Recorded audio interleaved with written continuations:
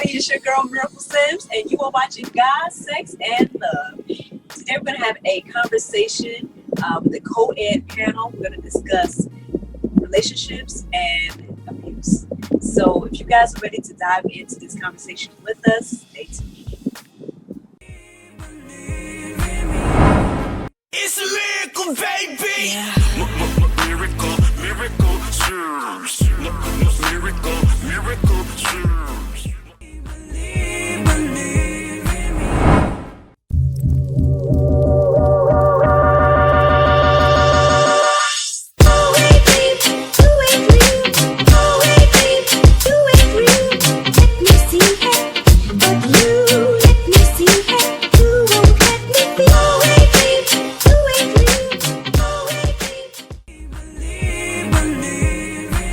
Welcome back to GSL. As you guys can see, I have a lovely panel of participants with me to discuss this topic today.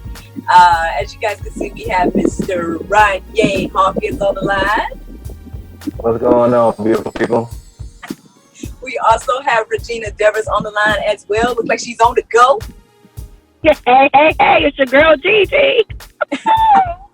And last but not least, we got the bad guy, Neil Newman. On the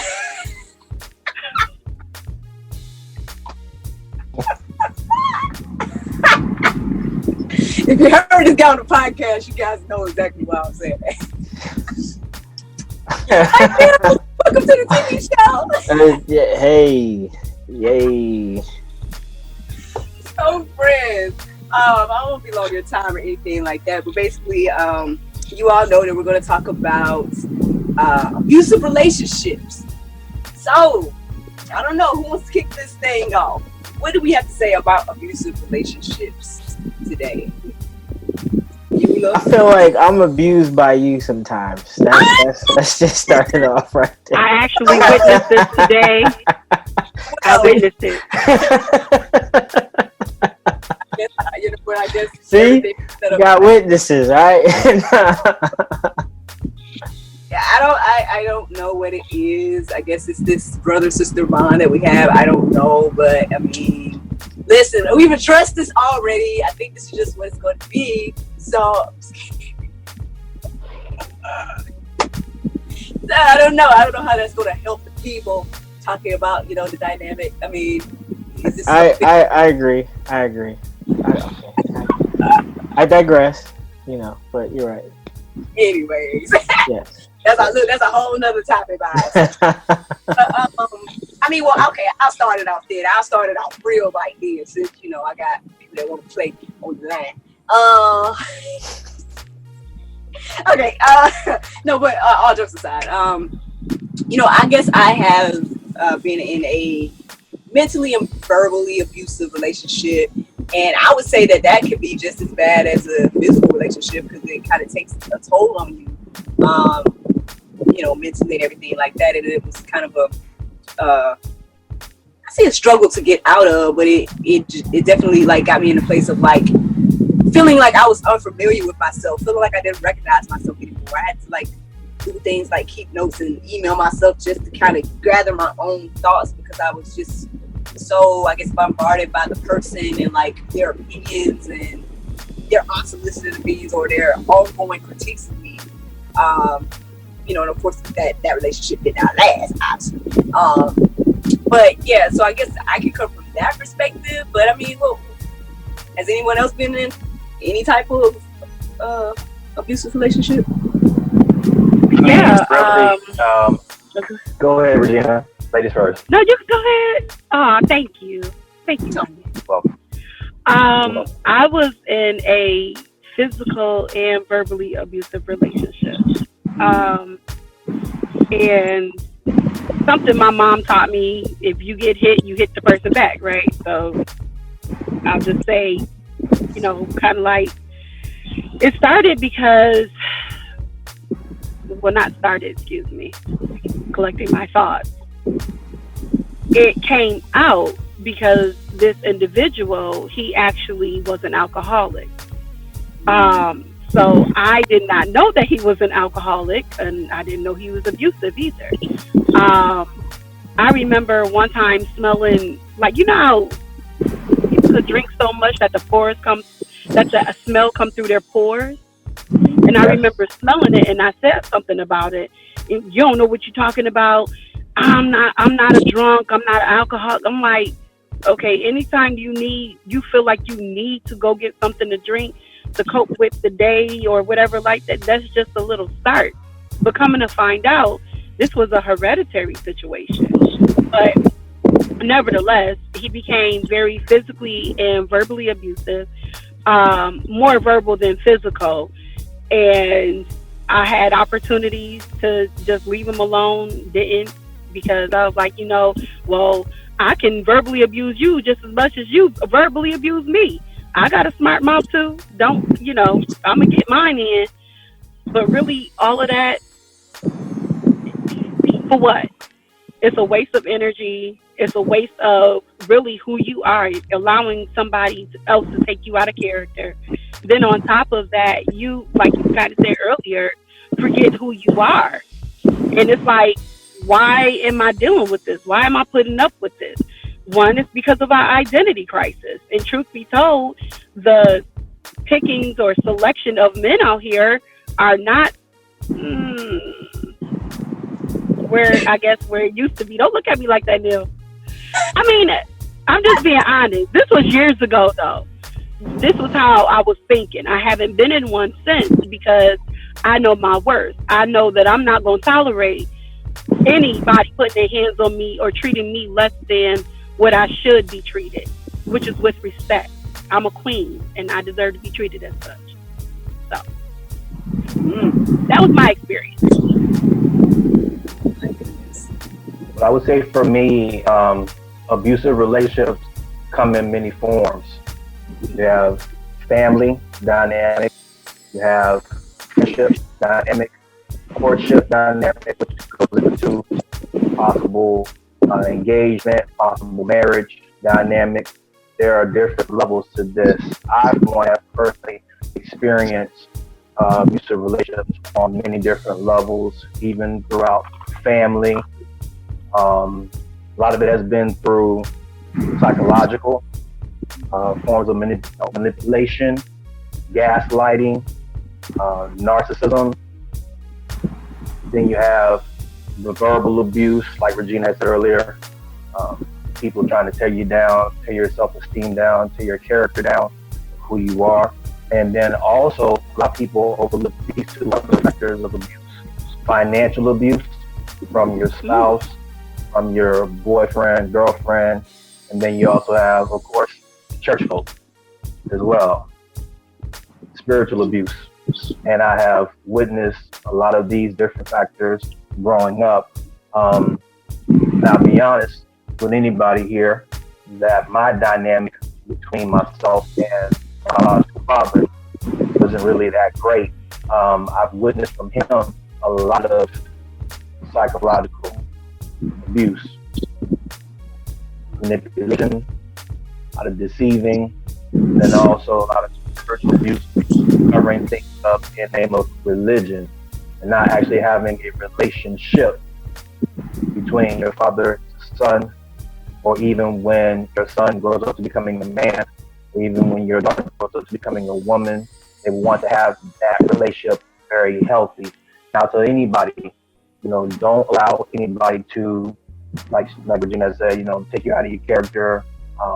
You got to know who you are, and your identity is very, very important. I came to a place where I would always seek validation from family members, or even because you have a certain amount of friends. You have those friends that we all grew up with that hang around you, but it wasn't for the sake of that they loved you. It was for the sake of you want to benefit from you. That's not, a friendship or a relationship. That's just really abuse on the concept level, and it's never fun. We have to get to a place of maturity. Through those experiences comes a lot of wisdom in that as well. And I would say, be good to yourself and love yourself. And just like what Regina said too, you find out later on that you identify the root to those matters within those individuals, yes, it is very generational. And a lot of people, especially within our communities, black and brown communities, we don't want to fully address those roots to those issues as well. So love yourself at the end of the day. I would rather be by myself with a goldfish named Penelope and a dog named Rufus before I even get into another relationship with somebody else that's going to dog me out who I am. And then, and for me, I am a single individual, I'm a single guy. So I've dealt with different levels of, dating, and there are some women out there that still suffer, you know, with different levels of abuse, and they don't even realize it, that they're taking that form of abuse as baggage and dumping it on to brand new individual that they're trying to talk to or engage in as well. So you gotta be careful with that. So love yourself. That's some good stuff that Ranye has said, because what it boils down to ultimately, to me, in my opinion, it boils down to one, loving yourself, but how did you grow up? If you grew up in a household with a single parent, and let's say that single parent was doing everything that they can to show you that they love you, or maybe they were abusive towards you. But let's go with the positive one. So they're showing you everything that they possibly can to show you that they care about you and that you're loved and everything like that. But typically, it's the male that is missing out of the household. There are some single fathers, and I applaud them very much so, because there are young ladies, little girls, who need to be told and shown how to love their self, how to respect their self, and different things like that, what to accept and not to accept. And no slight on the single moms, but there is something that a man does for a little girl and a little boy that a mother, no matter how hard she tries, she can't do it. There's like this light switch that goes on. So I think it has a lot to do with, I know on yesterday, I was speaking with someone, and they're a domestic violence survivor, and they were sharing with me that it starts with the language first. It starts with the language. And if you're not looking at the red flags on how their language is, like, okay, man, you ain't never going to be nothing. What? You ain't never going to be nothing. You can't do nothing right. All of that type of negative talk and tearing a person down, that is a red flag right there. And some people feel like that's the only way that they're loved, and that's unfortunate, because there's so much love out here, and somebody that wants to love somebody, but because of what society says and what society thinks, for some reason their words and their actions are way more important than a person knowing who they are. So I just think that there are more abusive relationships going on than what's reported, because a lot of people don't think that verbal abuse is abuse. But I was, I want to say like a few years ago, I was told that you can see an emotion, you can see a scar, and a physical scar heals, but it takes years, decades, however long, to heal from a verbal or an emotional scar, because words have power. Yes, those bruises, they hurt, but words have power at the end of the day. Also, to cap on what Gina just said, to normalize any level of abuse is never okay. Never okay at all. And what you're witnessing is, this is a emotional, psychological, physical, different levels of trauma that a person has to undo and peel back the layers upon layers. They have witnessed and been exposed to these matters, whether it's through generational, and then also, they're going to find or try to find that kind of love outside of the house. Like I always tell my individuals in my platform, that everything starts at home, and a lot of times, some parents rely on, for example, teachers in the school system, and then it's not their responsibility. The teachers in the school system are only there to teach. Why do they have to be teacher and parent and disciplinarian at the same time for your children? That's wrong. You know, they have to have that form of responsibility at home as well. And the only way they're going to do it is you've got to start from scratch. And that comes from just knowing how to love yourself. And that also means you've got different levels of love languages, you know, whether it's through affirming the person, through words. You know, I'm a firm believer in words do have power. You know, there is life in words, not death. You know, we're trying to become part of the solution and not part of the continuing problem that we have here in our society today. So I think that's very important for an individual to know where the roots of those traumas come from and why they feel what they feel, and to think that to normalize the situation is okay, and absolutely no, period.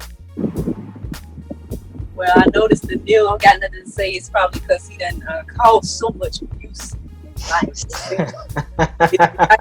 The other side. No, I'm just listening. Like I've never been in an abusive relationship. Neither was I the abuser. So, however, I have witnessed some abusive behavior. A lot of times, I've seen like a lot of stuff, just in children, really. Yeah, I think sometimes that gets, when people think about abusive relationships, that gets bypassed. They don't think about how like parents talk to their kids sometimes and cuss them out and saying you ain't this and you ain't that. That sometimes creates an abuser or somebody that's going to be more prone to being abused. So just, yeah, but I've never like endured it, you know, on a personal level. So yeah, I understand that. I mean, I guess what I'm hearing across the board from all of us is that, you know, I mean, I guess this is something I've just been reiterating over and over again anyway, is that there's just so much responsibility when it comes to being a parent. You know, there's so much that we need to be instilling in our children from the beginning to avoid this whole thing, right? To avoid being abusers or even being abused. I mean, you know, I guess I haven't really personally thought about like what were the reasons why I stayed in my quote unquote abusive relationship that I was in. I think more so I was just trying to be I guess a light for that person, because, you know, I understood they might have went through some things in their past and stuff like that. So I guess I was just trying to be, you know, loyal and just kind of show my love by being understanding of that individual. And it just seemed like he never could understand me or never attempted to, or in the process of our dating just, you know, wanted to tear me down in different ways. Maybe not meaning to or whatever, but if that's what you're doing, I mean, that's what it is. There's nothing else to call it, you know. So yeah, I mean, parents, you know what I mean? We got to get on our jobs, parents. I mean, I think I'm the only one that's a parent on this call here, but are y'all? Nobody else. Look, it takes a village. So, you know, you might not be a parent, but you still, you know, I think everybody kind of like take part in the development of some child at some form or point in their life. So everybody can do a better job. I just feel like whatever you're doing, I'm pretty sure we all can be doing it better. So, right. I agree with Neil on that as well too. You know, any male figure has that responsibility, and I think everybody's aware, you know, that they must play their part and the factor of really coming together to helping children to know who they are, you know, on a day-to-day basis. It's very important for them to know that they are loved, that they are of greatness. They have to know their history, where they come from, and all these things. There was a quote from one of my favorite abolitionists, which is Frederick Douglass. I'm going to paraphrase it. I don't know the whole thing verbatim, but he said, it's better to raise children as a whole than to repair broken men. And that's a process within itself, because it's going to take some time for the individual who is broken, or they have come to the recognition that they have been broken, whatever that they've been through. It's going to take time for them to undo the damage that has been done. You know, a lot of times, if you just pay attention to our communities, society in America, or just on a global scale, you know, everybody say that they want peace, they want love, they want equality, they want joy, they want all these different things, but they're not willing to go inside of themselves to do the internal work to cultivate and to produce this peace, this love, this happiness, this joy. Because your love has set me free. I'm alive.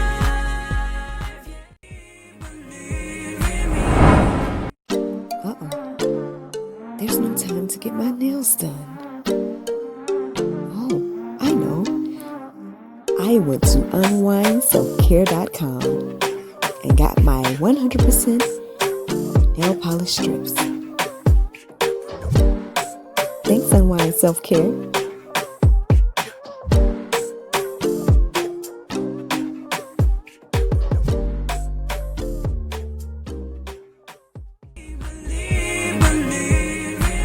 Well, it's that time you guys have been waiting for. It is time for Bites with Bro Bros. We back at it again.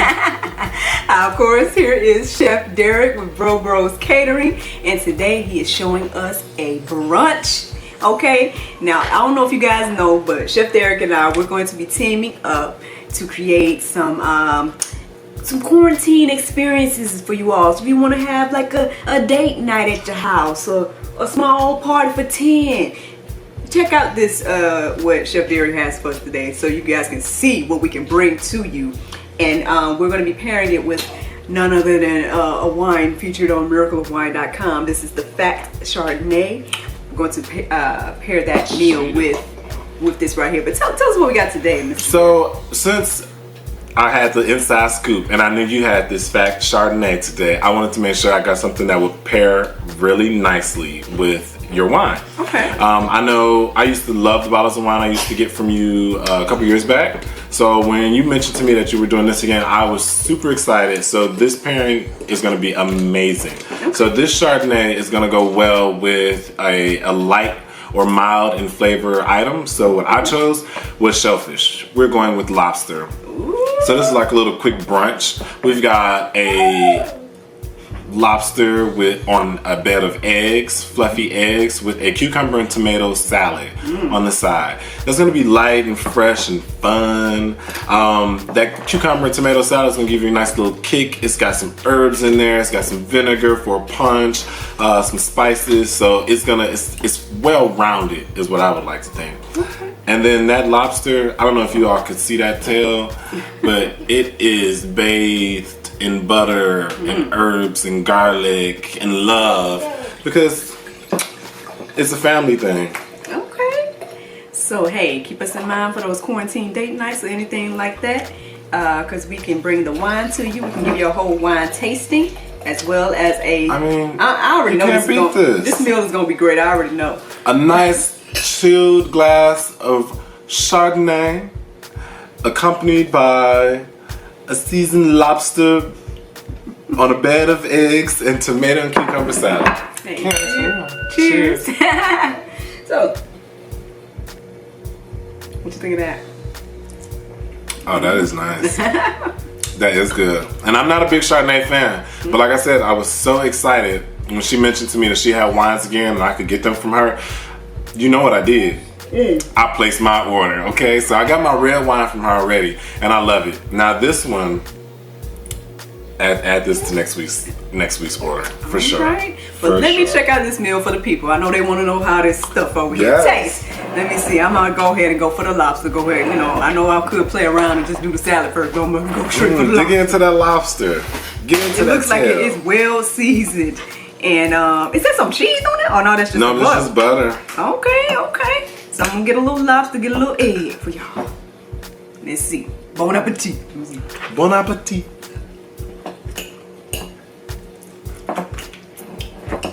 Y'all, you know what? I don't know, Red Lobster. I might not have to go to y'all to listen. If you could hook up some cheddar bay biscuits, then we can do cheddar bay done. biscuits. We can do some lobster tail, cheddar bay biscuits, some nice asparagus. But what we're gonna do instead of the normal asparagus everybody like to do, everybody and their mother, we're gonna go with some white asparagus. I feel like it goes really, really well. I don't think I ever heard of white asparagus. Oh yeah, it's got a bit of a sweeter taste to me. Okay. So I think it goes well. I think that'll be great with the lobster. Do some crab legs, maybe some king crab. Well, you know what? So I'm gonna have to just call you up next time I want some lobster. Call me up. We do a boil. Yeah, we get it going. Get some of this salad. My husband, he be making like a cucumber salad. Sorry for the backstage, baby. Obviously, he wants some too. I wonder if it's gonna be like his. Everybody wants this lobster tail, y'all. I'm telling you, everybody wants the lobster. You can order it. Check it out. BruhBruhsCatering.com. You can get with Miracle. She knows how to get you in touch with me. We can come through and put together something really amazing for you and your loved one. And it doesn't even have to be a quarantine date night. It could just be a girl's lunch, brunch. Let's reward the fathers. We forget about them quite often. Let's get your man a steak and lobster, land and sea. I feel like this is such a treat right now. Like I'm at some restaurant or something. I'm just. Well, I'm glad you like it. Hey, that's the goal. Friends, look out for us on the website, God, Sex, and Love. Thank you so much for coming again. Thank you for having me. We gotta keep Bites with Bros around. Looking forward to being around. All right, y'all. Well, I'm gonna enjoy. I don't know about you. Yeah, I hope you do. Cheers. Be sure to tune in though next Friday at 11:30 p.m. where you can catch Miracle.